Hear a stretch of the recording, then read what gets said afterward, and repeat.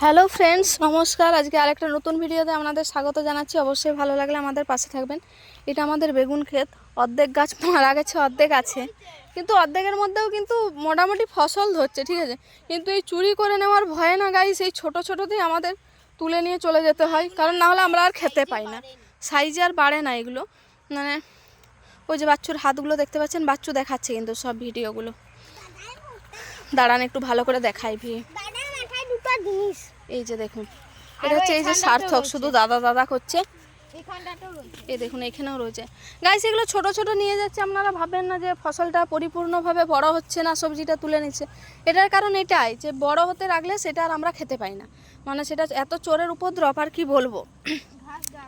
এই যে দেখুন অল্প অল্প হয়েছে, কিন্তু যেটাই হোক আমাদের বাড়িতে তো নিজেদের মতন চলে যায়। দেখুন সার্থক শুধুই পড়ে যাচ্ছে, মানে ওর এটা অভ্যাস, ঠিক আছে, ও শুধুই পড়ে যায়। আমরা একদম এসছি, এই দেখুন একটা বড় বেগুনও হয়েছে বলছে। বেগুনটা তুলে নে,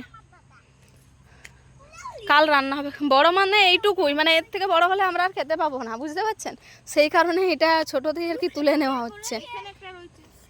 তুলে নে এই যে, এই দেখুন বাচ্চু দেখাচ্ছে। ওটা পচাটা, বর্ণালী বলছে ওটা পচাটা, তুলিস না, বুঝতে পারছেন।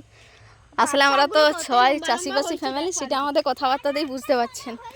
আর একটা কথা বলছি, আমরা হচ্ছে বাঁকুড়ার, ঠিক আছে। যারা হয়তো অনেক দূরে আমাদের ভিডিও দেখবেন, তো আমাদের ভাষা একটু এরকমই, মানে একটু বাগড়ি বাগড়ি টান আছে, ঠিক আছে।